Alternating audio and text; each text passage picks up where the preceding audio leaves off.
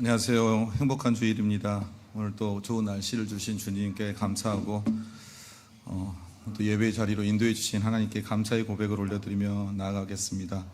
우리가 황소를 드린 것보다 감사의 고백을 올려드린 것이 하나님 더 기뻐하신다고 했으니 오늘 여러분의 그 감사의 제물을 먼저 예배 전에 드리며 나아가도록 하겠습니다. 기도하겠습니다. 사랑이 많으신 아버지 하나님, 감사합니다. 우리가 황소를 가장 좋은 것을 제물로 드린 것보다도 하나님은 우리의 마음속에 진실됨의 마음으로 하나님을 사랑하고 하나님을 신뢰하고 믿음으로 감사의 고백을 올려드리는 것을 더 귀하게 받으시는 그 하나님, 이 시간 그 하나님 앞에 우리가 예배 전 우리의 마음속에 있는 하나님이 주신 모든 것들을 감사의 고백으로 나아갑니다. 우리의 생명을 주신 것도, 우리의 삶을 허락해 주신 것도, 이제 곧 인도해 주신 것도, 오늘도 이 화창한 날씨를 통해 주님의 전에 나와 아름다운 자연을 또 보게 하신 것도, 사랑하는 성도들과 또 함께 교제하며 만날 수 있게 해주신 그 하나님께 감사의 고백을 올려드립니다.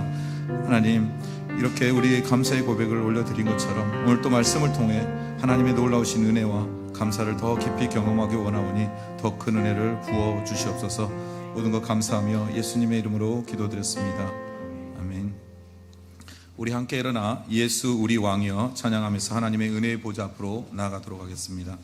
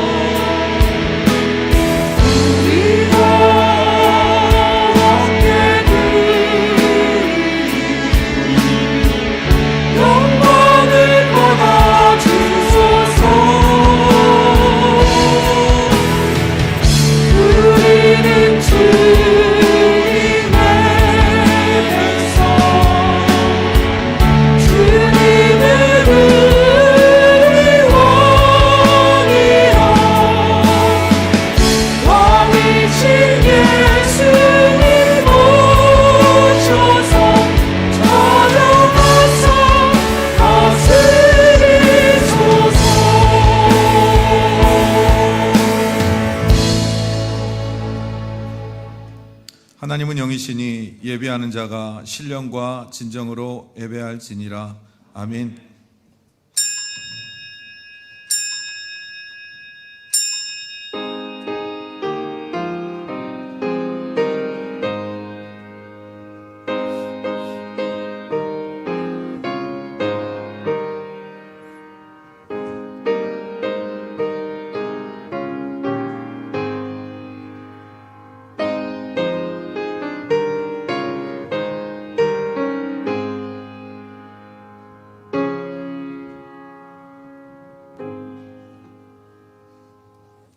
하나님은 영이시니 예배하는 자가 영과 신령과 진정으로 예배할지니라 하는 말씀의 고백처럼 오늘 이 시간 우리가 정말 주님 앞에 영과 진리로 나아가 주님을 찬양하며 예배하기 원합니다.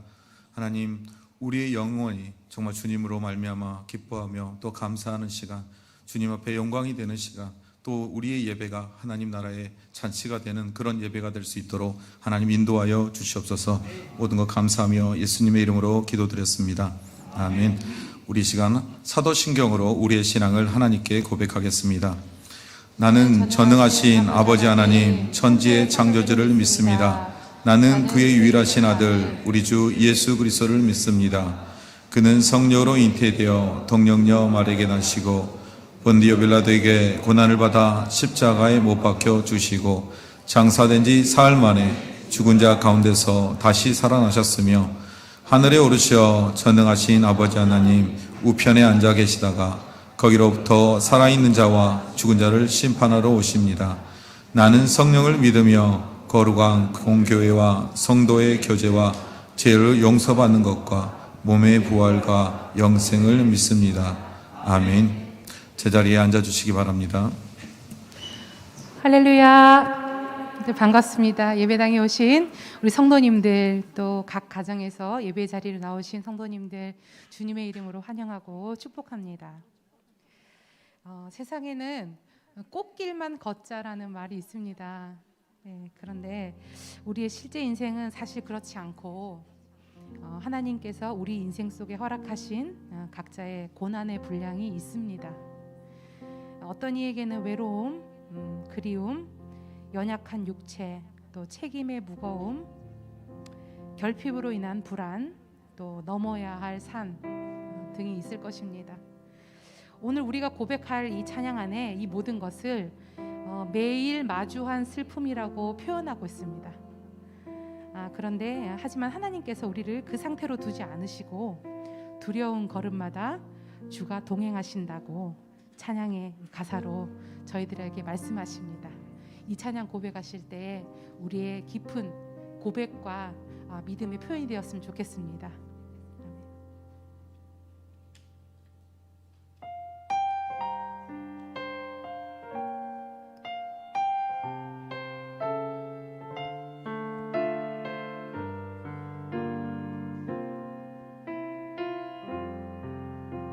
은혜로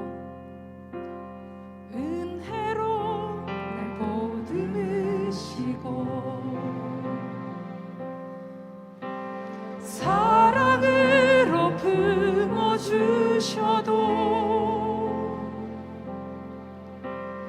내 마음 한 자락도 지키지 못하는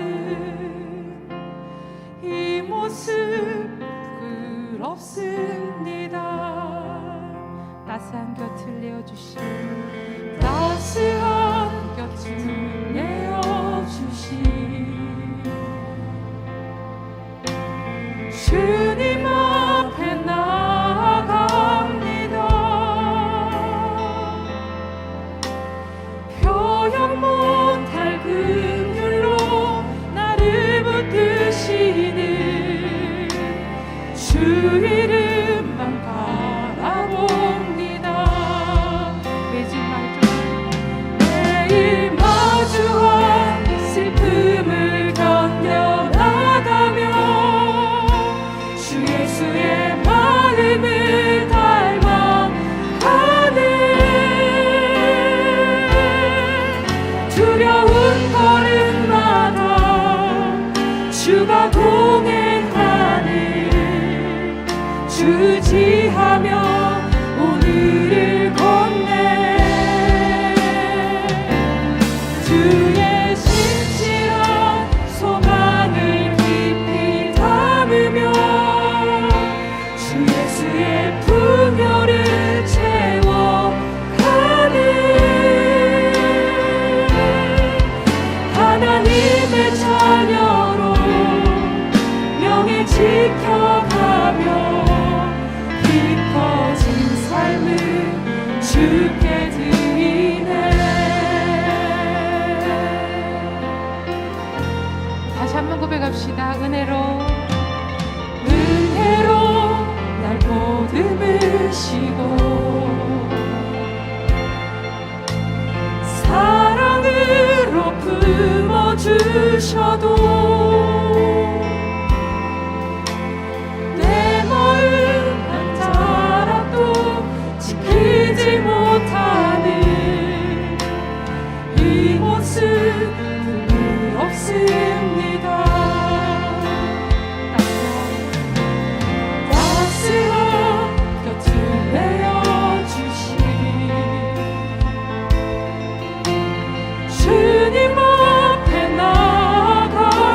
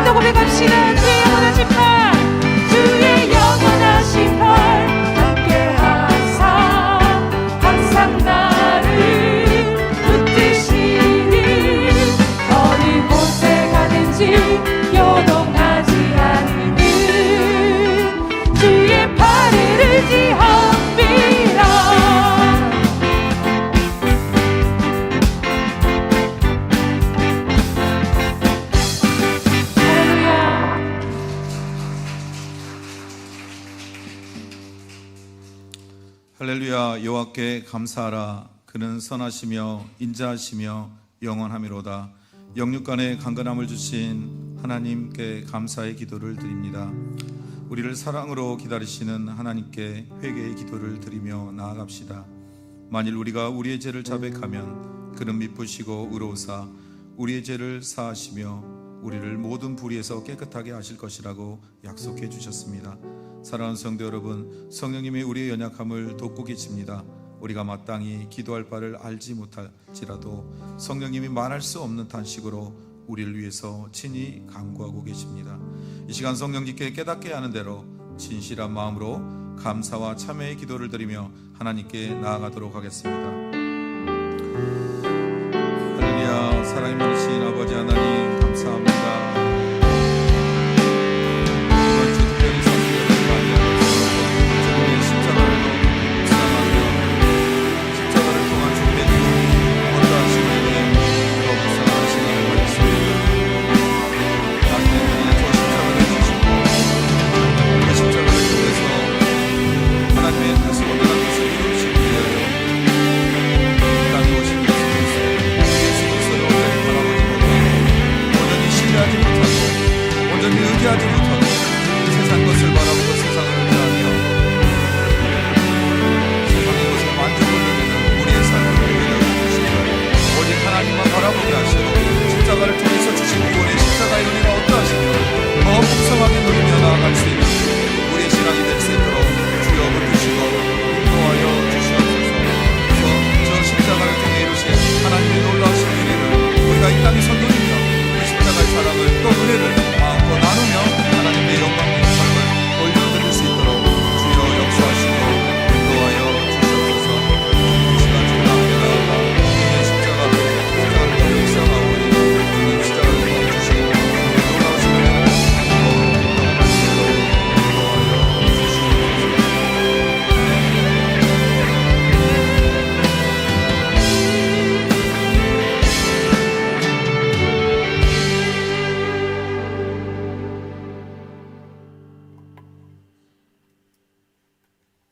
함께 기도하겠습니다. 내 아버지여, 만일 할만하시거든 이 잔을 내게서 지나가게 하옵소서. 그러나 나의 원대로 마옵시고 아버지의 원대로 하옵소서. 아멘. 사순절 기간 중 지난 한 주간도 우리의 삶을 평안히 지켜주신 하나님의 은혜에 감사와 경배를 드립니다. 이 시간 드려지는 우리의 예배가 십자가에 못 박혀 피 흘리신 예수님의 헌신을 생각하며 우리의 몸과 마음을 거룩한 산제사 제물로 드리는 정결한 예배가 되게 하옵소서.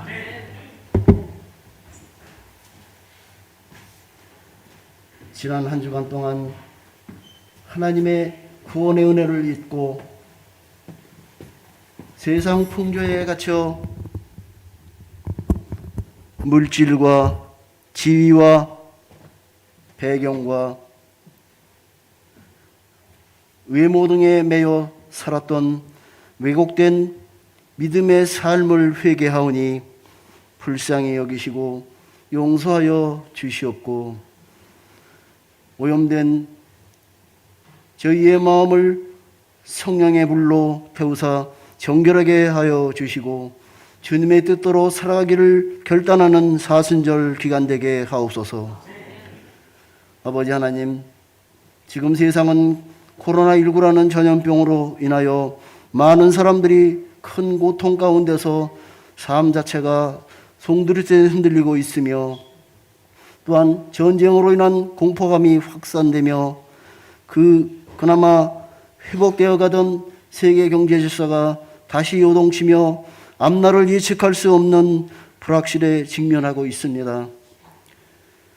하나님의 창조 질서를 어기고 우상과 거짓 증언과 다툼과 시기 그리고 정쟁과 질병으로 혼돈에 빠져 황폐해진 이 땅에 긍휼을 베풀어 고쳐 주시옵소서. 또한 정의와 공의가 빛을 잃은 이 땅에 하나님의 말씀만을 붙들고 이 나라를 이끌어갈 참된 지도자가 세워지게 하옵소서. 세계 열강들이 패권 경쟁과 전쟁의 위험 속에서도 세상 방법으로 의지하지 아니하고 하나님의 방법만을 의지하여 어려움을 극복하는 이 나라의 민족 되게 하옵소서. 또한 남북이 하나 되어 서로 사랑하여 평화를 누리며 마지막 때에 복음 전파의 사명을 감당하는 복된 민족 되게 하옵소서. 하나님의 은혜를 입은 우리도 성령에 힘입어 영혼 구원을 위하여 선한 싸움에 헌신하는 삶이 되게 하옵소서. 어려운 때일수록 교회의 각 기관과 순조직 그리고 각 가정마다 감사와 기쁨으로 하나 되는 성숙한 공동체가 되게 하옵소서. 일상의 치열한 경쟁에 떠밀려 살아가는 신앙의 젊은 세대들이 하나님의 말씀이 지금도 살아 역사하는 생명과 진리의 말씀임을 깨닫고 평생 의지할 교훈과 지혜의 지침서로 삼게 하여 주시옵소서. 이 시간 말씀을 전하신 김일성 목사님의 말씀이 우리의 심령을 깨워 뼈와 골수까지 파고드는 생명의 말씀에 되게 하옵소서. 예배 준비를 위하여 수고하신 부목사님과 전사님들 그리고 예배 준비를 위하여 수고한 많은 손길들 아름다운 찬양을 준비한 찬양대 위에 축복하여 주실 줄 믿사오며 핏값으로 우리를 구원하신 예수님의 이름으로 기도드렸사옵나이다. 아멘.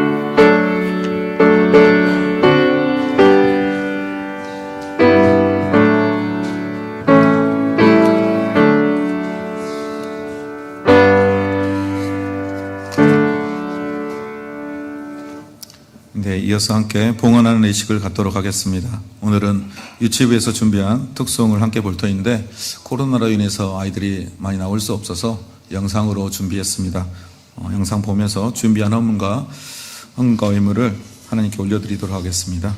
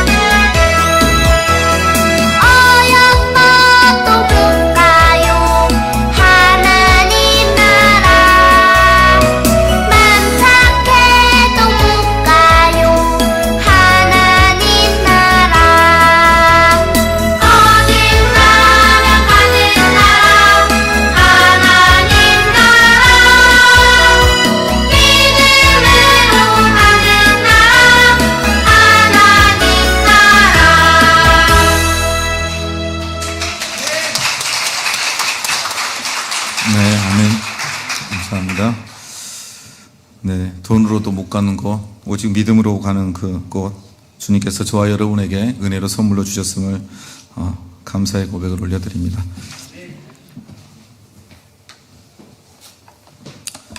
이 시간 헌물을 위하여 함께 기도하겠습니다.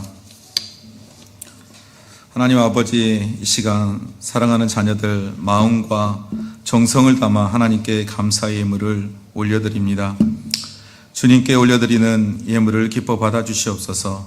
우리의 11조와 신앙의 고백과 감사의 향기와 선교를 위한 헌신, 또 목적한 모든 예물을 올려드리오니 주님 받아주시옵소서.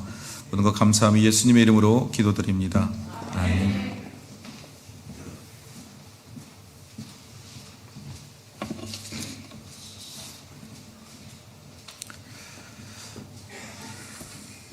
이 시간 교회 소식 알려드리도록 하겠습니다. 순나눔 아래와 같이 진행되고요. 또 감사 나눔반 계속 진행되고 있습니다. 오늘은 또 우리 500번 임동기 전사님 졸업을 축하해 주신 여러분께 감사하면서 또 떡을 냈는데 맛있게 드시기 바랍니다. 네, 우리 이 시간 함께 인사하도록 하겠습니다. 예배에 참석하신 모든 여러분들을 환영하고 축복합니다. 그리고 사랑누리교회 또 오늘 방문하신 여러분도 사랑하고 축복합니다. 우리 함께 우리 앞뒤 옆을 보면서 우리 또 교회 늘 인사하는 것처럼 사랑합니다, 감사합니다, 축복합니다 한번 인사하도록 하겠습니다.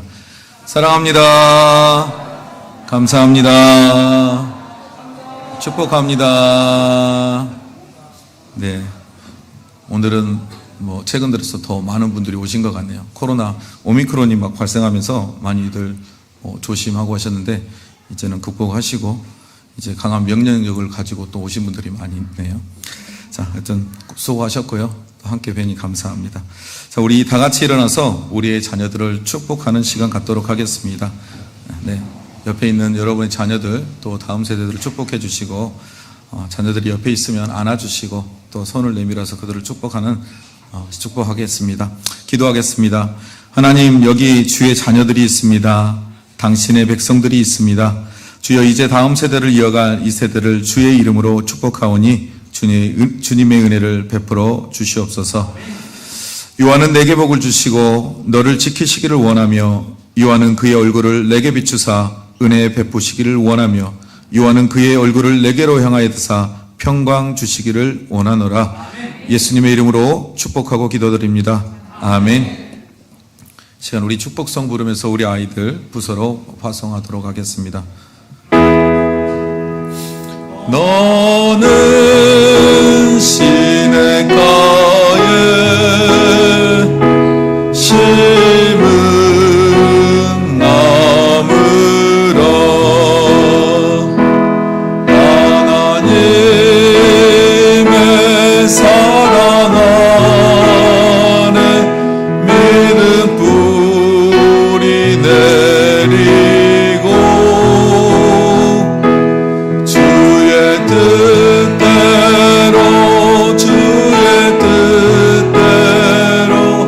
항상 살리라. 아멘. 이어서 성경 봉독 드리도록 하겠습니다. 일어나서 말씀을 들으시고 사회자의 선포에 아멘을 하답하겠습니다. 네, 오늘 말씀은 잠언 9장 31장 말씀입니다. 여호와를 경외하는 것이 지혜의 근본이요 거룩하신 자를 아는 것이 명철이니라.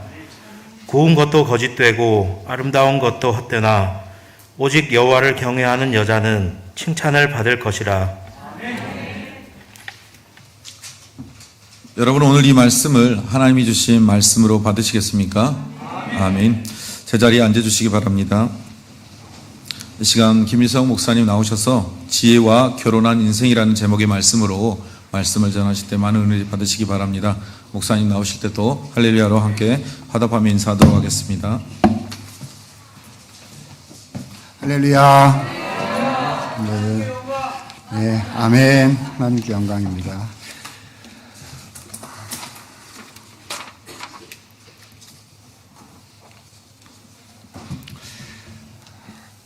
지난주에 우리 전도서 말씀을 통해서 우리가 하나님의 집으로 하늘 고향으로 돌아가는 하늘길 인생이다 라는 이야기를 나누었습니다.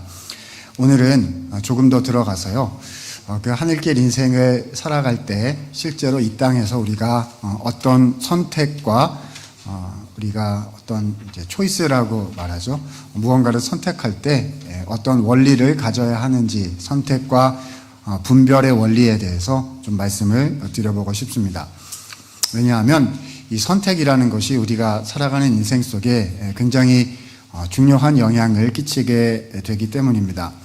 한번 선택을 잘하면 그 다음에 그 선택 때문에 우리가 유익을 얻기도 하고요. 또 선택을 잘못하게 되면 그것 때문에 또 오랜 기간 동안 뭔가를 감당해야 하는 그런 시간을 또 맞이하게 되기도 합니다. 여러분은 지금까지 살아오시는 동안 여러 선택을 하셨을 거예요. 그런데 그 선택에 대해서 나중에 지나보니 어떠셨습니까? 나는 항상 선택을 굉장히 잘했다. 이렇게 생각이 드십니까? 아니면 아이고 그때 내가 그 선택을 했기 때문에 지금 내가 이걸 지고 살려니까 너무 힘들다. 이런 생각을 하신 적은 없으십니까?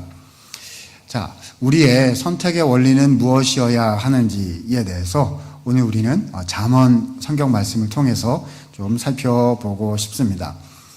자, 두 구절을 읽었어요. 되게 짧구나라고 생각하셨을 것 같습니다. 9장 10절과 31장 30절 말씀을 읽었어요. 오늘은 이 두 가지 말씀을 중심으로 해서 잠언이라는 책에 대해서 전체적으로 좀 생각해 보면서 선택의 원리를 이야기하고 싶습니다. 저는 벌써 한 4번째 이렇게 주일 되는 것 같은데요. 저 사람은 PPT나 뭐 이런 거를 잘 쓰지는 않는구나 라고 생각을 하셨을 것인데, 그러나 오늘은 뭔가 준비해 왔습니다. 그래서 이렇게 보실 수 있을 것 같고요. 저 PPT는 잘 쓰는 그런 스타일이 못 되는데 오늘은 설명을 드릴 게 좀 있어서 준비를 하였습니다. 그래서 뭐 이 PPT 원하시면 나중에 우리 목사님들 통해서 전사님 통해서 드릴 수 있으니까 뭐 다 적지 못하셔도 확확 지나가도 그러려니 이렇게 마음 편히 생각하시면 좋겠습니다. 자, 한번 첫 번째 화면을 보여주시면 좋겠어요. 자, 잠언이 전체 몇 장으로 구성되어 있을까요? 네, 31장으로 구성이 되어 있습니다. 그런데 세 부분으로 정확히 나눠져요. 성경이 구조가 명확한 데가 있고 또 구조가 되게 어려운 책도 있는데 잠언은 구조가 아주 선명하게 나오는 그런 책입니다. 서론, 본론, 결론 이렇게 딱 나눠집니다. 서론이 1장부터 9장, 본론이 10장부터 29장, 그리고 결론이 30장, 31장 이렇게 됩니다. 와, 그렇구나 싶으시면서 센스가 있으신 분들은 금방 아실 수 있을 것 같아요. 자, 본문 성경을 두 구절을 읽었는데 어디를 읽은 거죠? 서론의 끝부분 그리고 결론의 끝부분을 읽은 거구나라고 금방 눈치를 채실 수가 있을 것 같습니다.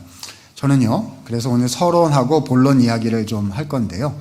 서론과 결론 이야기를 좀 할 건데 순서상 본론 가운데 있는 그 얘기를 잠깐 먼저 드리고 그 다음에 서론 이야기, 본론 이야기 이렇게 가도록 하겠습니다.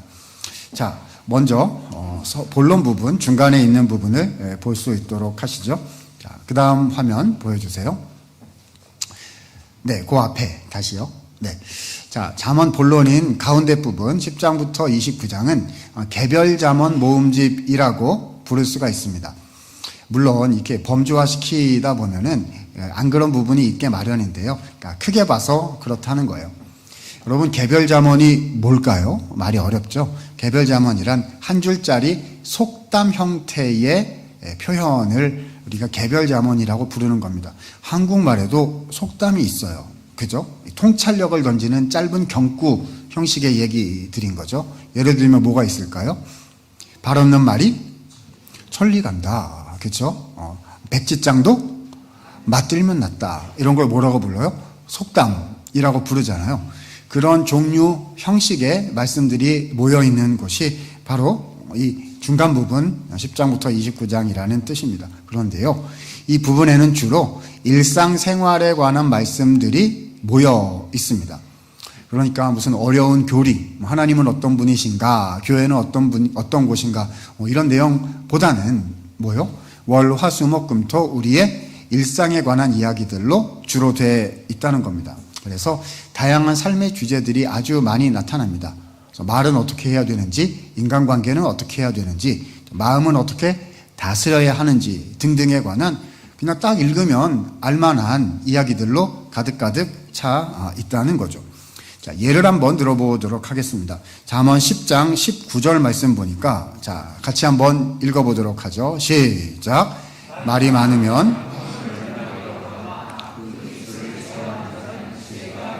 자, 뭐에 관한 말씀입니까? 언어 생활요. 그렇죠? 말 너무 많이 하면 실수하기 마련이다. 금방 알아들을 수 있습니다. 자, 20장 10절 보니까 또 이런 구절이 있네요. 한결같지 않은 저울추와 한결같지 않은 대는 다 여호와께서 미워하시느니라. 자, 뭐에 관한 말씀입니까? 공정함, 우리의 경제 생활에 있어서 공정함에 관한 말씀입니다. 내가 사람을 대할 때, 다른 이들을 대할 때 어떤 기준과 잣대를 활용할 것인가에 관한 최근에 우리 사회에서 또 많이 이야기하는 그 공정함에 대한 화두가 이미 성경 말씀이 이렇게 다 기록이 돼 있다는 거예요. 자, 언어 생활, 경제 생활, 부모님과의 관계, 이웃과의 관계, 자녀와의 관계, 기타 등등에 관한 일상에 관한 말씀들이 본문에 가득 차 있지요. 자, 여러분 제가 한번 질문 드려볼게요. 이런 일상에 관한 말씀들이 지키기가 쉬울까요? 어려울까요? 오히려 더 어렵지요. 너무 잘 아실 겁니다. 차라리 훨씬 더 쉬운 거는 뭐냐 하면 이해하기는 좀 딱딱해도 교리적인 가르침은 딱 지키면 돼요. 그렇죠? 우리가 구원받는 방법은 예수님의 이름을 믿는 믿음 외에는 없습니다. 그죠? 이거는 아멘 하고서 다른 거는 없다 이렇게 딱 정하고 믿으면 돼요. 그런데 이 일상에 관한 말씀들은요, 참 잘 지키기가 어려워서요. 분별도 필요하고 또 잘 선택하는 것도 필요하다는 겁니다. 왜냐하면 이걸 보면 이게 맞는 것 같다가 또 저 얘기를 들으면 저게 맞는 것 같다가 이렇게 여러 가지로 생각이 되는 그런 부분이 있게 마련이기 때문입니다. 자, 그러면 어떻게 해야 될까요? 이 10장부터 29장의 일상에 관한 말씀들을 잘 지키려면 어떻게 해야 될까요? 그것을 위해서 1장부터 9장 말씀이 먼저 앞부분에 앞서서 나오는 것입니다. 자, 세 줄 다 보여주셔도 될 것 같습니다. 자, 잠언 1장부터 9장은요, 잠언의 서론 부분이다 라고 우리가 부르는데요. 쉽게 말하면 10장 이후에 일상으로 들어가기 위한 무슨 단계? 준비 단계다 할 수 있겠습니다. 쉬운 말로 얘기하면요, 사용 설명서 혹은 기초 훈련장으로 부를 수가 있는 거죠. 여러분, 우리 남자분들 군대 처음에 딱 가면은요, 논산훈련소 이런 데 가면은요, 되게 기본적인 것 같은 거를 되게 열심히 배웁니다. 뭐 예를 들면 어떤 거죠? 수류탄이 이렇게 있으면 안전핀을 뽑으면 네가 들고 있으면 죽는다. 뭐 이런 걸 가르쳐줘요. 그래가지고 하나, 둘, 셋 하고 몇 초 안에 이렇게 던져야 네가 산다. 아니, 뻔한 얘기인데요. 근데 안 가르쳐주면 어떻게 해요? 들고 있다가 죽는 사람이 생겨요. 그러니까 어떻게 해요? 기초적인 걸 훈련을 시켜주는 겁니다. 우리가 우리 청년들 또 우리 성도분들이 직장에 처음 가게 되면요, 그 회사의 직무 훈련을 받게 됩니다. 아무리 경제학, 회계학을 전공했어도요, 우와, 당신이 회계학을 전공했군요. 우리 회사의 재정, 경제 시스템을 다 회계 시스템 당신한테 맡기겠습니다. 그런 거 안 합니다. 그죠? 우리 회사는 어떤 회사이고 어쩌고 저쩌고 다 가르쳐주고 우리 회사에서 쓰는 시스템은 어떻게 되고 뭘 조심해야 되고 다 교육시킨 다음에 조금씩 하게 하죠. 뭐가 필요한 거예요? 중요한 거일수록 뭐가 필요한 거예요? 훈련. 그렇죠? 준비 단계, 배우는, 연습하는 단계가 필요한 것이죠. 그래서 우리에게 먼저 주신 말씀이 바로 1장부터 9장이다라는 뜻이 되겠습니다. 자, 그런데요, 그러면 이 1장부터 9장에서 배워야 하는 준비 단계가 무엇이냐? 제가 한 줄로 요약을 해왔습니다. 화면 두 번째 줄에 딱 써 있습니다. 자, 같이 읽어보도록 하겠습니다. 반드시 지혜를 뭘 얻으라고요? 지혜를 얻으라입니다. 자, 옆에 계신 분들에게 한번 인사하겠습니다. 반드시 지혜를 얻으세요. 이렇게 인사하겠습니다.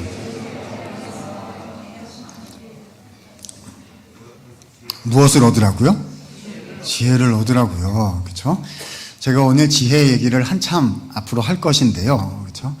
자, 우리 사랑누리 교회는 계시는지 제가 아직 확인은 못 해봤습니다만 교회들의 대부분 이름이 지혜이신 분들이 계세요. 그래가지고 특히 여자분들 많이 계시고 권사님부터 아기들까지 많이 있습니다. 그래서 지혜야 그러면 막 달려오고요. 왜냐하면 서지혜, 오지혜, 윤지혜, 조지혜, 박지혜, 이지혜, 김지혜 많이들 계세요. 지혜 권사님 그러면 또 막 오세요. 이렇게 막. 여기도 계신가요? 아, 계시군요. 네, 제가 오늘 지혜를 얘기를 많이 할 것인데 특정인을 가리키는 것은 아니다. 이렇게 생각을 하시고 하나님이 주시는 하늘의 지혜를 가리키는 것이다. 이렇게 생각해 주시면 좋겠습니다. 자, 뭘 얻으라고요? 지혜를 얻으라. 그런데요, 지혜를 얻으라는 잠언의 가르침이요, 아주 특별한 형태로 본문 속에 표현이 돼 있습니다. 세 번째 줄에 적었는데요, 지혜를 의인화하는데 그것도 남성이 아니라 여성으로 의인화한다는 것입니다. 여러분, 의인화가 뭐죠? 사람이 아닌 개념이나 사물을 사람처럼 표현하는 것을 의인화라고 그러죠. 그러니까 지혜는 사람이 아니요. 이렇게 계신 우리 지혜 성도님은 사람이신데요. 그죠? 이 본문에 나오는 지혜는 특정 사람을 가리키는 게 아니고 개념인 거잖아요. 그죠? 자, 그런데 여성으로 의인화를 한다. 왜 그러냐 하면요, 아마 들어보셨을 텐데 이 성경 원어로 지혜를 호크마라고 불러요. 호크마라고 부르는데 아로 끝나는 명사는 여성명사, 히브리어에서 여성명사입니다. 아니, 저것은 무슨 말인가 생각하실 수 있을 텐데요, 한국말에는 이런 게 없거든요. 그런데 외국어 중에는요, 명사가 남성, 중성, 여성 뭐 이런 그런 외국어들이 있어요. 히브리어에도 남성, 여성이 있습니다. 저는 고등학교 다닐 때 제2 외국어로 독일어를 배웠는데요. 그렇죠? 다 잊어버렸으나 그때 회초리로, 저희는 그때 야구방망이로 때렸어요. 그래가지고 야구방망이로 얻어맞으면서 외웠던 독일어 정관사 변화표가 아직까지 생각이 납니다. 혹시 독일어 하신 분 계세요? 데어 데스 댐덴 디 데어 데어 디 다스 데스 댐 다스 디 데어 덴 디 야!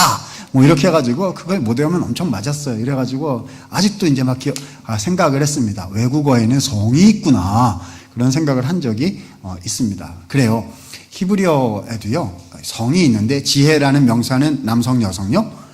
여성 명사여가지고요, 지혜라고 한 다음에 조금 있다가 대명사로 그걸 받을 때 그것 혹은 그라고 받을 수가 없고 항상 뭐로 받아야 된다?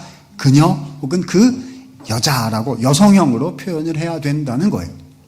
여러분, 그래서 굉장히 특이한 현상이 잠언에서 생기는데요, 아마 잠언 한 번쯤 읽어보셨으면 내 아들아 라는 표현이 아주 많이 나온다는 걸 기억하실 겁니다. 아버지인 솔로몬이요, 아들 혹은 아들들에게 내 아들아 내가 너에게 교훈을 가르치리라 그러면서, 아하, 아버지와 아들 혹은 아들들 간의 커뮤니케이션 형태로 주로 이 잠언이 돼 있는 거거든요.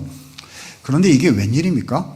아버지가요, 자, 이 지혜를 여성으로 표현을 해가지고요, 그래서 아버지가요 아들에게 어떤 여자 얘기를 하는 형태가 돼버리는 겁니다. 아주 특별한 형태가 나오게 되지요. 자, 제가 한번 말씀을 드려볼게요. 잠언 4장 7절 8절 읽어보면, 여기는 우리말로 번역할 때는 다 남성형으로 번역을 해놨는데 원문에는 다 여성형입니다. 자, 원문의 뉘앙스를 살려서 제가 한번 읽어보도록 하겠습니다. 내 아들아, 지혜가 제일이니 지혜를 얻어야 한다 했어요. 그러더니 8절에 자, 여성형으로 원문의 뉘앙스대로 바꿔서 해보겠습니다. 내 아들아, 그 여자를 높여라. 그리하면 그 여자가 너를 높이 들어줄 것이다. 내 아들아, 그 여자를 품어라. 그리하면 그 여자가 너를 영화롭게 할 것이다. 제 얘기가 아니고 성경 원문에 그렇게 돼 있다고요. 그죠? 자, 여기 품다라는 단어가 나왔는데요, 이거는 가슴에 껴안다라는 뜻을 가지고 있습니다. 웬일입니까? 자, 아버지가요 아들한테요 어떤 여인을 이렇게 품에 확 껴안아라 라고 이야기를 한 거예요. 자, 우리 아버지들 많이 계시고 아드님들도 많이 계실 텐데요, 아버지가 아들한테도 가서 저 여자를 꼭 껴안도록 해라 라는 그런 얘기 들어보신 적 있으세요? 특별한 얘기죠. 자, 질문합니다. 아버지가 아들한테 말씀한 이 내용은 무엇을 이야기하는 걸까요? 자, 1번, 2번 중에 한번 골라보세요. 1번, 아들아, 저 여자와 단회적인 만남을 갖도록 하여라. 2번, 아들아, 저 여자와 영속적인 관계를 갖도록 하여라. 자, 1번일까요? 2번일까요? 1번요? 아들아 오늘은 이 여인을 품에 안고 내일은 가서 저 여인을 품에 안도록 하여라. 그런 아버지는 없으세요. 그잖아요. 틀림없이 2번일 겁니다. 그렇죠? 자, 저 여인과 영속적인 관계를 갖도록 하여라. 자, 남성과 여성, 여성과 남성 간의 영속적인 관계, 한 단어, 두 글자, 한 단어, 뭐라고 부를 수 있습니까? 결혼요, 결혼. 썸 말고요. 그렇죠? 썸, 뭐 밀당, 연애 이런 거 말고요. 자, 결혼하라는 겁니다. 정리하면 아버지의 가르침, 솔로몬의 가르침, 우리 주님의 가르침은 이거죠. 지혜와 결혼하라. 자, 옆에 분들과 인사하도록 하겠습니다. 지혜와 결혼하세요. 인사하도록 하겠습니다. 목사님 뭔 말입니까? 저는 결혼을 했는데요. 막 그러시면 안 돼요. 그렇죠? 이것은 진짜로 결혼, 그런 지혜란 이름의 어떤 배우자와 결혼하라는 뜻이 아닙니다. 그럼 어떻게 해야 되죠? 우리 모르는 배우자의 이름을 다 바꿔야 돼요. 저 교회 나오시는 분들, 여성분들은 이름을 다 지혜로 바꿔야 되고, 아니면 아닙니다. 그런 얘기 아니에요. 지혜와 마치 결혼한 것처럼, 그죠? 결혼이라는 게 뭡니까? 썸 탈 때는 이렇게 썸 타다가 헤어질 수도 있고요. 연애할 때는 이렇게 하다가 헤어질 수도 있어요. 그죠? 근데 결혼이란 건 손 딱 붙잡고 미우나 고우나 그냥 쭉 끝까지 가기로 하는 것. 이런 걸 뭐라고 불러요? 결혼이라고 부르는 것 아니겠습니까? 그렇죠? 하나님이 주시는 지혜와 손을 딱 붙잡고, 그렇죠? 그 지혜와 모든 것을 상의하고 논의하면서 일평생을 살아가야 한다. 를 뭐라고 표현하신 거예요? 지혜와 무엇하라? 결혼하라라고 말씀해 주신 것입니다. 그러니까 결혼하신 분이나 안 하신 분이나 남녀노소 우리 모두는 무엇이 필요하다? 지혜와 결혼하는 것이 반드시 필요하다라고 본문이 표현해주고 계신 거죠. 그렇다면 여러분, 지혜와 어떻게 하면 지혜와 결혼할 수가 있을까요? 지혜를 찾아내가지고 그래서 지혜와 결혼을 해야 되겠죠. 그러면 지혜를 찾아 결혼하는 그 원리가 어디에 있을까요? 바로 그 부분이 오늘 우리가 읽은 잠언 9장 10절 말씀에 이렇게 기록이 되어 있습니다. 자, 같이 한번 다시 읽어보도록 합니다. 9장 10절입니다. 시작. 여호와를 경외하는 것이, 자, 상반절에 뭐라 하셨습니까? 여호와를 경외하는 것이 지혜의 근본이다 하셨어요. 자, 화면 보겠습니다. 이때 근본이라는 뜻이 무슨 뜻이냐? 근본이라는 단어는요, 출발점 혹은 시작점이라는 매우 구체적인 뜻을 가지고 있습니다. 좀 더 쉽게 말하면 첫걸음 정도라고 생각할 수 있겠죠. 바로 이 말씀은요, 지혜를 찾는 방법이 무엇인지, 어떻게 하면 지혜를 찾아내서 결혼할 수 있는지를 알려주시는 말씀이라 할 수 있겠습니다. 자, 좀 생각해 봅니다. 여러분, 지혜를 찾으려면, 자, 지혜를 찾는 첫걸음이 뭐라고요? 여호와 경외예요. 하나님 두려워하는 거예요. 이게 무슨 말입니까? 아니, 지혜를 찾아내려면 뭘 찾으려고 해야 돼요? 지혜요. 그잖아요. 그렇죠? 제가 사랑누리교회로 가려면 내비게이션에 뭐라고 쳐야 됩니까? 사랑누리교회 이렇게 쳐야지, 누리를 빼고 사랑교회 이렇게 치면 온갖 딴 교회로 저를 인도할 거예요. 지혜를 찾으려면 뭘 찾아다녀야 돼요? 지혜요. 그죠? 그런데 그렇게 하면 안 된다는 겁니다. 왜죠? 여러분 혹시 해보셨어요? 지혜를 진짜 찾아야 되는데 내 앞에 막 여러 가지 선택의 길이 막 있어요. 그래가지고 뭐가 나한테 제일 좋을까? 뭐가 우리 가족에게 제일 좋을까? 뭐가 좋을까? 라고 지혜가 필요하다 해가지고 선택을 했는데 그것이 항상 가장 지혜로운 선택이셨습니까? 아닌 경우가 허다합니다. 왜 그렇죠? 왜 그렇죠? 자, 우리 앞에 1, 2, 3, 4, 5, 그렇죠? 5가지 선택의 길이, 옵션이 있어요. 그러면 저 중에 뭘 해야 되나 막 고민하고 지혜를 찾는단 말이죠. 그런데 우리는 부족하고 연약해가지고요, 이 분별의 눈이 없어요. 그래가지고 막 내 욕심이 막 섞여요. 보다 보니까 저게 막 좋은 것 같아. 저게 막 좋은 것 같아. 맨날 바뀌다가 나중에는 저게 더 좋은 것 같고. 세상이 우리를 가만두지 않습니다. 사단이 우리를 가만두지 않아가지고요, 와가지고 막 딴 거를 막 섞어요. 딴 거를 막 섞어요. 이래가지고요, 하나님 말씀대로 선택을, 주님의 원리대로 선택을 해야 되는데 다른 게 자꾸 좋아 보여가지고 그걸 덥석 선택을 하는 일이 얼마나 많은지 모른다는 겁니다. 그러니까요, 지혜를 진짜 얻고 싶으시면 지혜 자체를 찾아다니면 안 된다는 겁니다. 그러면요, 사단에게 넘어가고 욕심에게 넘어가고 세상에 넘어가고 그래가지고 나중에 그게 지혜가 아니었구나 라고 생각하고 한탄하게 되는 날이 온다는 것이죠. 그러면 어떻게 해야 될까요? 어떻게 하면 지혜를 찾아낼 수가 있을까요? 오늘 9장 10절 말씀이 그 뜻인 겁니다. 자, 지혜를 진짜 찾고 싶으면 지혜 자체를 찾으려 하지 말고 오히려 하나님을 두려워하도록 하라. 무슨 뜻입니까? 주님, 제가 어떻게 해야 하나님을 경외하고 하나님을 두려워하는 사람이 되는 선택을 할 수 있겠습니까? 라는 거지요. 자, 여러 가지 우리 앞에 있어요. 근데 딱 보니까 이게 나한테 너무 제일 좋은 걸 주는 것 같아요. 자, 계산은 할 수 있어야 되겠죠. 판단은 할 수 있어야 되고, 이게 주판 계산, 계산기 두드리는 거, 그건 할 수 있어야죠. 근데 했어요. 근데 거기까지는 세상 사람들도 다 똑같이 한단 말입니다. 그죠? 거기서 끝내면 돼요, 안 돼요? 안 되죠.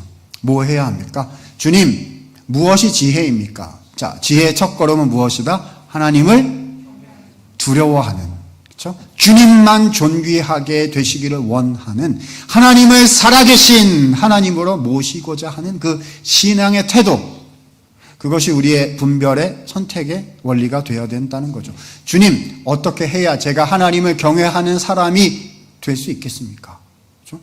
그래서 자, 1, 2, 3, 4, 5가 있는데 1이 나한테 100을 주고 2는 80을 주고 뭐 이렇다는 거예요. 3은 뭐 70을 주고 뭐 이렇다는 거예요. 근데 나한테 100을 주는 그 선택이 하나님을 두려워하는 선택이에요. 그러면요, 기도하고 주님이 막으시지 않으시면 기도하고 그냥 그거 하세요. 그렇죠?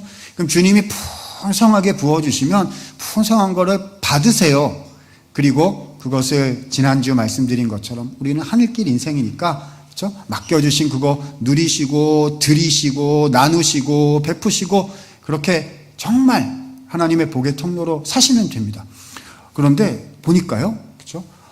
나한테 100을 주는 것이 하나님을 경외하는 길이 아니에요. 그럼 하면 됩니까? 안 됩니까? 안 된다고요. 그게 지금은 제일 좋은 것 같아도 나중에 끝까지 가보면 그게 아닌 게 될 거니까요. 그렇죠?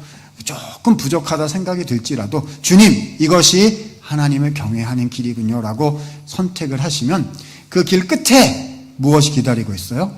하나님의 지혜와 하나님의 은총과 하나님의 말로 다할 수 없는 은혜의 복이 기다리고 있어서 우리를 참으로 부욕해 하고 우리의 가족을 참으로 부욕해 하고 우리의 교회 공동체를 세워주시는 하나님의 지혜가 거기에 기다리고 있단 말입니다.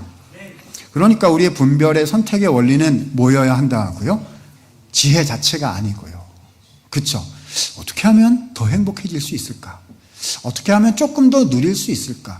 어떻게 하면 조금 더 가질 수 있을까? 이런 것이 아니고요. 그렇죠? 무엇이 우리의 선택의 원리여야 된다? 하나님을 경외하는. 어떻게 하면 제가 저의 인생을 통해서 주님께 영광이 될 수 있겠습니까? 어떻게 해야 주님이 제 삶에서 가장 존귀하신 분이 되실 수 있겠습니까? 를 선택할 때 주님이 예비해 두신 복과 은혜가 우리를 기다리고 있다라고 오늘 잠언은 알려주시는 것입니다. 자, 여기까지가 몇 장까지 얘기라고요? 1장부터 9장까지의 얘기예요. 그렇군요. 여호와 경외를 선택을 하면 지혜를 얻을 수가 있군요 라는 말씀을 배운 겁니다. 그래서 이 말씀을 가지고요, 10장 이후에 일상생활로 들어간 거죠. 그래서 일상의 말씀들을 쭉 풀어가는 겁니다. 자, 그러더니요, 잠언의 본론인 30장, 31장 본문에 도착하게 되는데, 자, 이 마지막 부분은 우리에게 무엇을 알려주는 것일까요? 자, 우리가 31장 30절 한 구절만 읽었는데요. 사실 나중에 돌아가셔서 31장 10절부터 31절까지 22구절을 한번 쭉 읽어보실 수 있으면 좋겠어요. 자, 여기를 우리 성경 공부하는 사람들은 뭐라고 부르냐 하면은요, 현숙한 여인의 송가다라고 부릅니다. 자, 어떤 여인요? 현숙한 여인의 송가다. 그래서 쉬운 말로 얘기하면 어떤 현숙한 아내가 있었는데 그 아내를 칭송한 노래다. 왜 우리 옛날 고전 문화 이렇게 보면 연려 송덕비 뭐 이런 거 있잖아요. 그렇죠? 그래서 훌륭한 사람이 있어서 길 잃은 노래를 불렀다. 그 내용이 31장 끝부분에 나오는 현숙한 여인을 칭찬한 노래입니다. 여러분 이 본문 혹시 읽어본 적이 있으세요? 네, 아마 계실 수도 있고 안 계실 수도 있는데요. 그래도 교회에서 좀 은근히 잘 알려진 본문이긴 합니다. 그런데요, 이 본문을 좀 잘 아시는 분들은요, 저 같은 사람이 이렇게 딱 나와서 잠언 31장의 현숙한 여인 이야기입니다 그러면 그렇죠? 반응이 두 가지로 이렇게 나눠질 때가 많아요. 자, 반응이 무엇으로 나눠지냐 하면 성별에 따라 반응이 좀 다른 것 같습니다. 남자분들은요, 되게 그냥 웃으시면서 마음 편하게 이렇게 들으세요. 그런데 여자분들은 살짝 긴장을 하셔서 저 사람이 무슨 얘기를 하려고 저 얘기를 꺼내는고 이렇게 막 쳐다보실 것 같아요. 왜죠? 이름 자체가 어떤 여인요? 현숙한 여인. 그러니까 한국말로 바꾸면 자, 네 글자 한 단어로 바꾸면 뭐죠? 현모 양처니까 현모 양처가 되라는 그렇죠? 전통적인 설교를 하려나 보다. 진짜 그럴까? 이렇게 막 저를 쳐다보실 수도 있는데요. 내용을 읽어보면 이것이 조금 더 긴장하실 수밖에 없는 것이요. 여러분, 이 말이 현숙한 여인을 칭찬한 노래지 사실 쉽게 풀어서 얘기하면요 이렇게 돼요. 부인 잘 만나 인생 대박난 남자 얘기. 뭐 이렇게 바꿔서 이야기할 수가 있거든요. 그래서 읽어보면 요즘 얘기가 아니라 이제 옛날 전통적인 방식으로 이제 얘기를 하자면은 그렇죠? 바깥일 안일. 그러니까 그렇죠? 주로 남자가 하는 일, 주로 여자가 하는 일 다 합쳐가지고요. 그냥 여자가 다 해요. 이 남편은 어디 갔노? 남편은 뭐 하고 있노? 이렇게 찾아봐도 잘 안 나올 만큼 모든 일을 누가 다 한다고요? 부인이 막 다 해요. 그러니까 현숙한 여인의 손가 그러면은 저를 이렇게 쳐다보시면서 바깥일 안일을 나보고 다 하라는 얘기입니까, 목사님? 이라고 이제 우리 여자분들이 막 저를 쳐다보시는 따가운 시선이 가끔 느껴져 가지고요. 괜찮습니다. 끝날 때는 되게 은혜롭게 끝나요. 그러니까 염려하지 마시고 자, 오늘 본문을 한번 쭉 살펴갔으면 좋겠어요. 어떤 관점에서 보는 것이냐? 1장부터 9장은 서론이고 30장, 31장은 전체의 결론이다 했을 때 이 말씀은 어떤 말씀이 되는 것인지를 자, 본문 몇 구절을 통해서 짚어보도록 하겠습니다. 자, 먼저 31장 10절 말씀 제가 같이 한번 읽습니다. 시작. 누가 현숙한 여인을 찾아 얻겠느냐? 자, 어떤 여인요? 현숙한 여인이라 했습니다. 자, 이때 현숙하다라는 말의 원어는 하일이라는 말인데요. 실력 혹은 유능함이라는 단어입니다. 단어 연구를 좀 해보면 이 단어는 성경에서요, 여성에게만 쓰인 단어가 아니고 남성에게 훨씬 더 많이 쓰인 단어입니다. 그래서 전쟁하는 능력, 경제적인 능력, 행정적인 리더십까지 다 포괄하는 그렇죠? 총체적인 실력이라는 뜻이에요. 그러니까 이 안에는 부인은요, 완전 실력이 뛰어난 유능한 여자다라는 얘기죠. 자, 얼마나 유능한지 몇 개 보여드리도록 하겠습니다. 11절 보지요. 자, 그 여자의 남편의 마음은 다 부인 얘기하는 겁니다. 그 여자를 믿나니, 부인을 믿나니 부인으로 인하여 산업이 핍절하지 않을 것이다 라고 되어 있습니다. 자, 남편이 누굴 믿고 살아요? 남편이 부인 믿고 산다는 거예요. 왜 그러냐면 부인 때문에 산업이 핍절하지 않다. 자, 여기 산업이라고 번역된 단어를 자, 좀 쉽게 풀면은요, 이것은 전리품이다라는 뜻이 됩니다. 여러분, 전리품 뭔지 아세요? 전리품 뭐죠? 나가서 전쟁해가지고 타부족 물건 뺏어온 거를 전리품이라고 하는 거죠. 자, 이 전리품을 누가 가지고 온다고요? 남편이 가지고 오는 게 누가 가져온다고요? 부인이 가져온다고요. 약간 상상력을 보태면, 본문에는 안 나오지만 상상력을 좀 보태면은요, 이 부인은 남편님 잘 다녀오셨어요 이렇게 앞치마 두르시고 기다리시는 얌전한 스타일은 아니신 것 같고요. 어떤 스타일? 아마존의 여전사 같은 싸움 잘하시는 와와와와와 해가지고 계속 꺼라 이거 있잖아요. 그렇죠? 그래가지고 가서 전쟁에서 물건 뺏어오는 스타일의 아내분이신가? 라는 생각이 잠깐 듭니다. 그러니까 본문에 나오는 이 여성에 대한 묘사가 굉장히 특별하고 아주 포괄적이라는 거예요. 자, 12절 볼까요? 다 부인 얘기입니다. 이 부인은 살아있을 동안에 남편에게 선을 행하고 악을 행하지 아니하느니라. 평생 살면서 남편의 마음을 섭섭하게 한 적이 없나 봐요, 이 부인은. 자, 우리 여성분들 그렇게 사실 수 있으면 좋겠지만은요.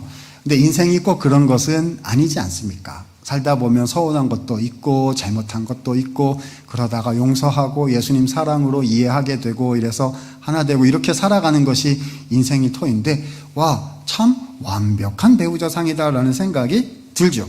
13절입니다. 다 부인 얘기예요. 남편은 왜 안 나오는지 말입니다. 자, 부인 얘기입니다. 양털과 삼을 구하여 부지런히 손으로 일하며. 자, 양털과 삼을 구하여 부지런.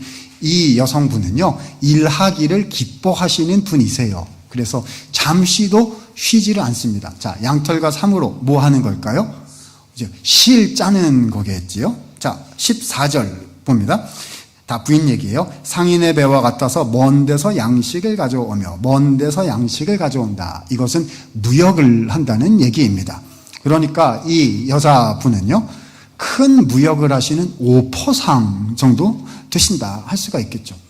여러분, 고대 사회에서요, 이런 큰 무역은 대부분 남자들이 하였을 것인데, 이것은 무슨 솔로몬을 찾아왔던 스바의 여왕도 아니고 평범한 가족의 어떤 부인상을 묘사하고 있는데 참 특별하다 하는 생각을 하지 않을 수가 없는 것 같습니다.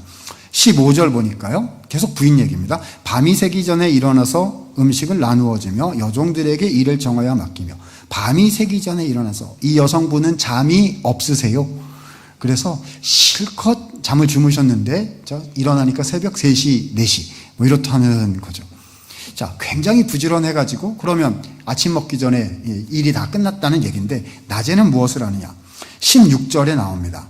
밭을 살펴보고 사며 포도원을 읽으며. 밭을 살펴보고 산다. 부동산 거래를 하시는, 그렇죠? 큰손 여인이신가 하는 생각이 들기도 하는 거죠. 여러분, 성경을 읽어보면은요, 토지 거래는 남자 이름으로 하게 되어 있었고요. 물론 특별한 경우에 여성의 이름으로 토지 거래할 수 있도록 돼 있기는 했습니다만은 주로 남자 이름으로 토지 거래를 했거든요. 그러니까 지금 성경 시대에 여성들이 주로 했던 일뿐 아니라 남성들이 주로 했던 일까지 이 부인이 혼자 다 하고 있다는 그런 내용들이 계속 나오고 있는 겁니다. 18절 보니까요, 장사가 잘 되는 줄을 깨닫고 밤에 등불을 끄지 아니하며. 자, 이 부인은요, 아까 새벽에도 잠을 자지 아니하였는데 밤에도 잠을 자지 아니하고 계속해서 일을 하고 있다는 사실을 보게 됩니다. 밤에 뭐 하느냐? 19절입니다. 손으로 손뭉치를 들고 손가락으로 가락을 잡으며. 자, 뭐 하는 걸까요? 아침에 실 뽑았으니까 밤에는 천 짜야 되는 거죠. 아니, 그런 일은 내일 하면 안 되겠습니까? 아니요, 이 여성에게 내일 일하는 거는 없지요. 그렇죠? 오늘 시작한 일은 오늘 다 끝을 내야 된다라는 겁니다. 자, 그럼 일만 열심히 하느냐? 아닙니다. 베풀 줄도 알아요. 20절 보니까 곤고한 자에게 손을 펴며 궁핍한 자를 위하여 손을 내밀며. 다 부인 이야기입니다. 자, 베풀기만 하느냐? 자기 관리까지 가능합니다. 자, 22절 보니까 다 부인 얘기예요. 자기를 위하여 아름다운 이불을 지으며 세마포와 자색옷을 입는다. 자, 우리 여성분들 많이 계신데요, 이 정도는 충분히 하실 수가 있으십니까? 제가 만약에 여자 입장 있다면, 저는 남자예요. 근데 제가 여자 입장에 있다면 너무합니다. 그렇죠? 이 중에 한두 개만 열심히 하라 그래도 되게 힘들 것 같은데요 라고 생각할지도 모르겠습니다. 자, 남편은 어디 가서 뭘 하고 있느냐. 자, 남편 딱 한 번 나옵니다. 그런데 앉아 있어요. 자, 23절 한번 보죠. 그의 남편은 그 땅의 장로들과 함께, 자, 어디예요? 성문에 앉아 있어 사람들의 인정을 받았다. 무슨 인정을 받은 걸까요? 이런 거 아닐까요? 친구들이 옆에서 얘기를 해주는 거죠. 자네 일생에 잘한 일 딱 한 가지 있네. 부인 잘 만났네. 업고 사시게. 뭐 이런 거였을까요? 아니요, 아닙니다. 여러분, 지금 이 남편은요, 매우 중요한 일을 하는 중입니다. 자, 어디에 앉아 있어요? 성문에. 누구와 함께? 그 땅의 장로들과 함께. 구약 성경에서 성문에서 열린 회의는요, 그 성읍 최고의 행정기구 회의였다라고 할 수 있어요. 그러니까 이 남편은 뭐가 된 거죠? 그 성읍의 장로회의에 들어간 장로님이 된 겁니다. 그렇죠? 그러니까 최고 요즘 말로 얘기하면 자, 부인이 바깥일 안일 다 해가지고 남편을 뭐 만들었어요? 내각에 입각시켜가지고 장관 만들었다. 뭐 이런 종류의 이야기 정도 된다고 생각이 되는 거죠. 자, 그래서 남편과 자녀들이 이 부인 어머니를 칭찬했다, 칭송했다는 이야기가 28절, 29절에 나옵니다.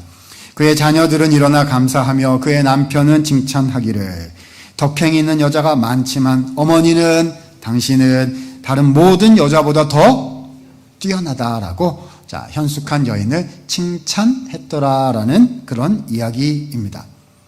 자, 여러분 저를 한번 봐주실까요? 생각해 봅시다. 자, 이 현숙한 여인이 누굴까요? 그렇죠? 물론 고대 전통으로부터 우리는 자, 이 여인이 고대 사회에서의 이상적인 배우자상이다라는 해석을 많이 해왔습니다. 자, 그 해석 좋은 해석이라고 생각이 됩니다. 자, 그런데 그거는 31장 본문 하나만 탁 놓고 봤을 때 그렇게 해석이 되는 것이고요. 잠언 전체의 서론과 본론과 결론이라는 구조를 가지고 생각해 보았을 때, 자, 이 현숙한 여인은 누구를 가리키는 표현일까요? 자, 이 남자가 누구랑 결혼해서 인생이 대박이 났다고요? 이 부인이 누구라고요? 바로 지혜다. 왜죠? 1장부터 9장에서 아버지가 누구랑 결혼하라고 가르쳤어요? 지혜와 결혼하면, 그렇죠? 그 지혜 안에 하나님의 부요함과 은혜가 우리를 기다리고 있다. 그러니까 지혜와 뭐 하라? 결혼하라 라고 가르치셨거든요. 그래서 진짜 지혜랑 결혼을 했더니 인생이 이렇게 풍요로운 하나님의 은혜가 가득한 인생이 되었다. 그러니까 이 부인은 누구이다? 지혜를 가리키는 것이다 라고 많은 성경학자들이 최근에 해석하고 있습니다. 자, 요 두 번째 해석에 저는 98% 동의합니다. 자, 맞다고 생각해요. 그런데 몇 퍼센트 남았어요? 2% 남았어요. 그렇죠? 자, 맞아요. 맞습니다. 그런데 조금 더 들어가서 하나만 더 생각해야 한다고 여겨집니다. 자, 이 여인이 누구인지가요? 우리가 읽은 잠언 31장 30절, 자, 두 번째 읽은 본문이죠. 그 말씀에 이렇게 표현이 되어 있습니다. 자, 오늘 마지막 읽을 본문이니까요. 같이 한번 자, 힘있게 읽어보도록 하십니다. 시작. 고운 것도 거짓되고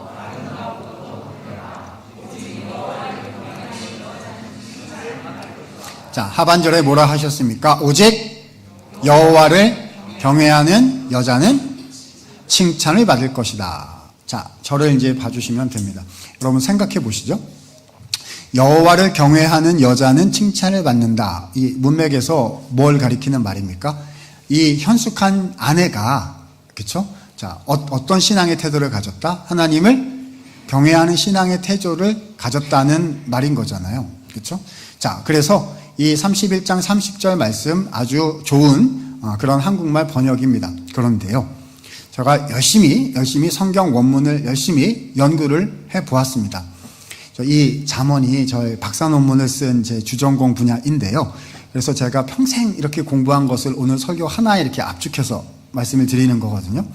31장 30절을 이렇게 열심히 성경 원문을 연구해 보니까 우리가 가지고 있는 한글 성경 번역 아주 100% 정확하게 딱 맞는 해석이에요. 그런데 원문에는 깊이가 있어서 하나님 말씀은 깊이가 있고 오묘해가지고요. 한국말로 또 하나의 번역이 가능하다는 사실을 발견을 했습니다. 그래서 그 번역을 오늘 화면에 띄워서 추가로 설명을 드리도록 하겠습니다. 자, 읽어봅니다. 시작. 아내 여호와 경외 그녀는 칭찬을 받을 것이라. 자, 지금 우리가 가지고 있는 개역개정 번역에는 어떻게 되어 있어요? 여호와를 경외하는 여자는 칭찬을 받는다. 자, 그런데 또 다른 번역은 어떤 번역이 가능하다? 아내, 자, 다시요, 앞에 거. 아내, 여호와 경외, 그 여자는 칭찬을 받는다. 문법적으로 동격 관계입니다. 동격 관계가 뭐죠? 그게 그거다, 쌤쌤이다 라는 게 동격 관계잖아요. 그러니까 이 본문에 나오는 현숙한 아내는 뭘 가리키고 있다? 여호와 경외요. 아니, 쉽게 얘기하면, 자, 부인 잘 만나서 인생 대박 난 이 남자는 누구랑 결혼을 한 것이다?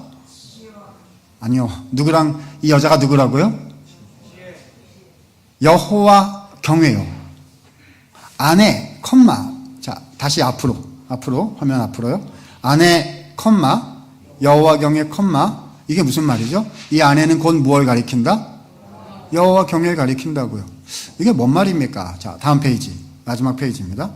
현숙한 여인은, 자, 본문 31장 30절에 따르면 여호와 경외를 가리키고 있습니다. 다시 말해, 이 여인은 여호와 경외의 여성 의인화 현상이라는 거죠. 아니, 목사님 뭔 얘기를 합니까? 아까 여성 의인화 나왔었잖아요 라고 하실 것 같아요. 아까 여성 의인화 뭐가 의인화 됐었죠? 지혜요. 왜 여성으로 의인화 된다고요? 여성 명사라고요. 제가 독일어 정관사 변화까지 외웠잖아요. 그죠? 자, 그런데 여러분 놀랍게도요, 경외, 두려움이라는 경외라는 명사도 이르아라는 명사로서 똑같이 여성 명사예요. 그래서 지혜와 같이 경외도 여성으로 의인화가 가능한 표현이라는 거죠. 자, 여기까지 하고 화면은 내리겠습니다. 이제 꺼주시고요. 저를 보시면 되겠습니다. 여러분 쉽게 해볼게요. 인생 대박난 이 남자가 결혼한 부인은 누구라고요? 여호와 경외요. 이상한데요? 아까 1장부터 9장에는 누구랑 결혼하라고 했습니까? 지혜랑. 근데 지금 보니까 이 남자는 누구랑 결혼을 했어요? 경외란 이름의 여자랑 결혼을 했단 말입니까? 이거 이런 걸까요? 청첩장을 받아가지고 누구랑 결혼한대 그래가지고 가서 봤더니요, 어머 섹시 이름이 달라요? 그새 신부가 바뀌었어? 뭐 이런 걸까요? 아닙니다. 여러분 잘 보세요. 그 여자가 그 여자예요. 경외가 곧 지혜라고요. 왜 그렇죠? 아까 말씀 나왔잖아요. 여호와를 경외하는 것이 지혜의 근본 출발점이다. 지혜를 찾고자 한다면 지혜 자체를 찾으려 하지 말고 오히려 먼저 무엇을요? 하나님을 경외하는 것을 나의 선택과 분별의 원리로 삼으라. 그럴 때에 하나님이 주시는 지혜를 만나 결혼할 수 있다. 그러니까요, 그 9장 10절의 말씀을 그렇죠? 이 성도가 배운 거예요. 이때 아들이 우리 성도를 가리키죠? 배운 거예요.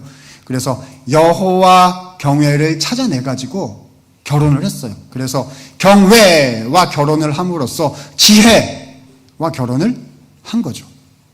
그래서 10장 이후에 일상생활에 관한 말씀의 세계로, 그러니까 인생으로 들어간 것입니다. 말은 어떻게 해야 하는지, 돈은 어떻게 벌고 어떻게 쓰는 것인지, 인간관계란 무엇인지, 윗사람에게, 동료에게, 아랫사람들에게는 어떻게 하는 것이 좋은 것인지, 그렇죠? 에 대해서 인생을 살아왔단 말입니다. 쉬웠을까요? 어려웠을까요? 어렵죠. 그렇죠? 신앙생활 중에 제일 쉬운 게 주일날 예배 시간에 여기 와서 앉아 있는 게 제일 쉬운 거예요. 이것도 안 하면 큰일 나요. 기본 중에 기본이죠. 근데 주님 믿음으로 살겠습니다 하고 딱 나갔는데 그 다음에 내일부터 이 소소한 결정, 중요하고 큰 결정들을 해야 하는데 이게 어렵단 말입니다. 그래서 어떻게 했어요? 어떻게 하긴요. 일단 계산기 이렇게 두드려야죠. 그래가지고 어떻게 되는지 상황 파악을 쫙 했어요. 근데 그걸로 끝내지를 않았고 이 사람이 누구한테 물어봤을까요? 누구한테 물어보긴요. 부인한테 물어봐야죠. 그렇죠? 혼자 자기 마음대로 안 하고 아내에게 물어본 겁니다. 그렇죠? 부인은 어떻게 생각하십니까? 자, 이때 부인이 누굴까요? 여호와 경외요. 그렇죠? 지혜예요. 그래서 부인이 이렇게 보고 알려준 겁니다. 그렇죠? 와, 이번에는 세 가지 옵션이 있군요. 그런데 이번에 세 가지 전부 다 하나님이 기뻐하시는 주님을 두려워하는 길이네요. 그렇죠? 뜻대로 기도하고 뜻대로 하세요. 그럼 주님 마음 탁 주시는 거 제일 좋은 거 탁 고른 거예요. 근데 어떤 때는 그게 아닌 거예요. 저거 되게 좋아 보이지만 저거는 하나님 두려워하는 게 아니라 사람 두려워하는 길이고 세상 두려워하는 길이고, 그렇죠? 뭐 다른 거 두려워하는 길이네요. 저거는 아닌 것 같아요. 라고 부인이 말씀해 주시면 그렇군요, 부인 하고서 하나님을 경외하는 것을 선택을 했다는 겁니다. 그래서 이 부부의 끝이 어떻게 되었을까요?를 31장이 보여주고 있는 거죠. 우와, 대박이 났어요. 다 잘 됐단 말입니다. 말씀드렸잖아요. 그렇죠? 성실하게 살았고 진실하게 살았고요. 그렇죠? 하나님이 재정적인 복을 주셨고 가정에 복을 주셨고, 그렇죠? 그래서 그 나라와 민족과 공동체를 섬길 수 있는 기회도 주셨고, 하나님이 이루 말할 수 없는 은혜와 복을 그에게 허락을 해 주셨다는 겁니다. 보라는 거예요. 보라는 거예요. 그러니까요, 여러분, 오늘 잠언 31장의 말씀은요, 일종의 초대장 같습니다. 초대하는 거예요. 지혜와 결혼하실래요? 여호와 경외와 결혼하실래요? 이렇게 주님께서 예비하신 복과 은혜가 우리를 기다리고 있습니다. 라고 하나님을 경외하는 신앙적 태도와 결혼하도록 우리를 초대하고 계신다는 것입니다.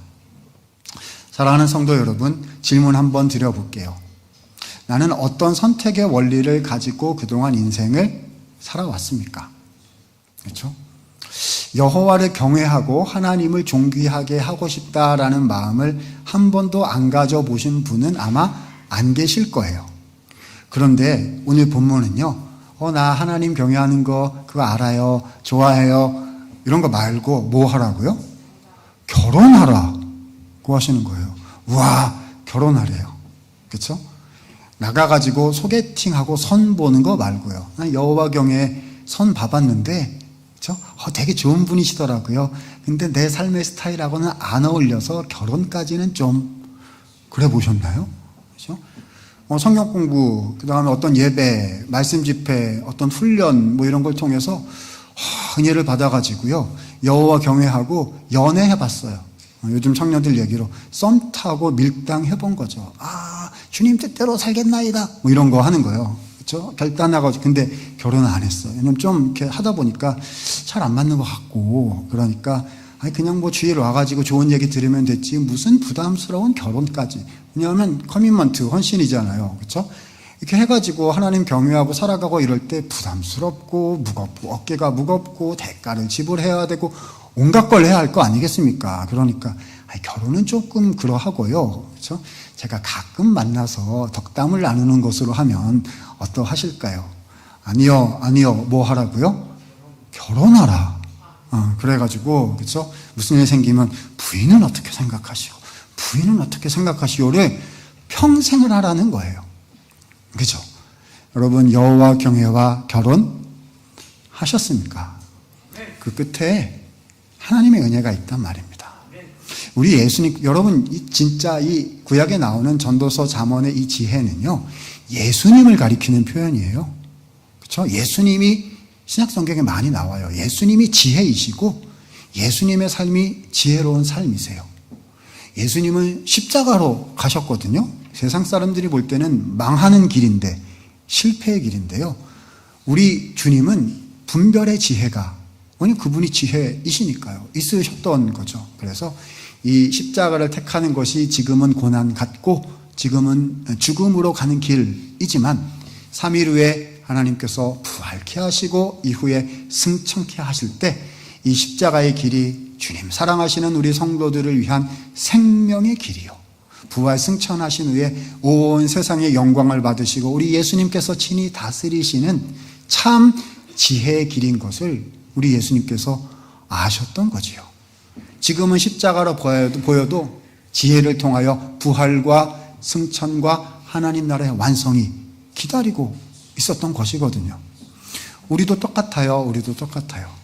지혜를 선택하여 지혜와 결혼하면 예수님께서 준비해 놓으신 진짜 은혜가, 참 축복이 나의 인생에게 임하고 우리 가정에게, 우리 자녀손들에게 임하고 우리 교회에게 임하게 되는 것입니다.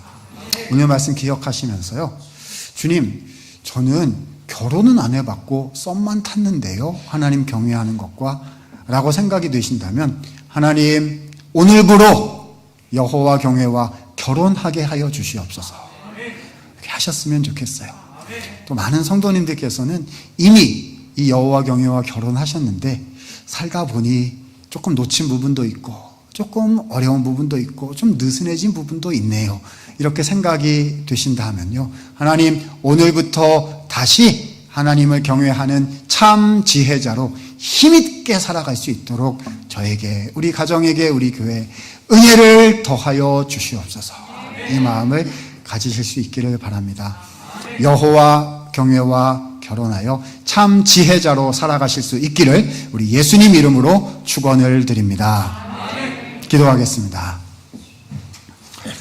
은혜가 많으신 주님, 우리가 우리의 삶을 살아가며 때때로 선택해야 하고 하나님 때때로 인생의 길을 정말 헤쳐나가야 해서 어려움이 많고 또 고민과 염려가 되는 때가 많이 있습니다. 주께서 사랑하시는 우리 성도 한 사람 한 사람 주께서 지키시고 붙잡아 주시어서 오늘 말씀을 따라 지혜와 결혼하기 위하여 여호와 경외의 신앙과 결혼할 수 있도록 하나님 은혜와 복을 더하여 주시옵소서. 그리하여 주님께서 말씀하시는 이 선택의 원리를 가지고 살아나감을 통하여 하나님께서 우리의 인생과 우리의 가정과 자녀손들과 우리가 속한 공동체 위에 은혜와 복을 한없이 허락하여 주시는 것을 하나님 저희가 경험하며 체험하며 간증하며 나누는 삶이 되도록 하나님 복의 복을 더하여 주시옵소서. 특별히 하나님 영육간에 어려우신 성도 있다면 주께서 찾아오셔서 붙잡아 주시고 회복시켜 주시고 새롭게 하여 주시고 치료하여 주시기를 원합니다. 코로나와 여러 가지 상황으로 인하여 하나님 직장과 사업의 터전과 혹은 관계된 것들이 어려움 가운데 있는 성도들이 있을 터인데 하나님 눈물의 기도를 하나님 간구하는 기도를 들어주시어서 속히 길을 열어주시고 회복해 하여 주시옵소서. 이제는 우리 구주 예수 그리스도의 은혜와 하나님 아버지의 사랑과 성령의 교통 역사하심이 여호와를 경외하는 참 지혜자가 되어 믿음의 삶을 살아가기를 소원하고 다짐하는 모든 성도들 머리머리 위에 이제로부터 영원토록 함께 계실지어다. 아멘.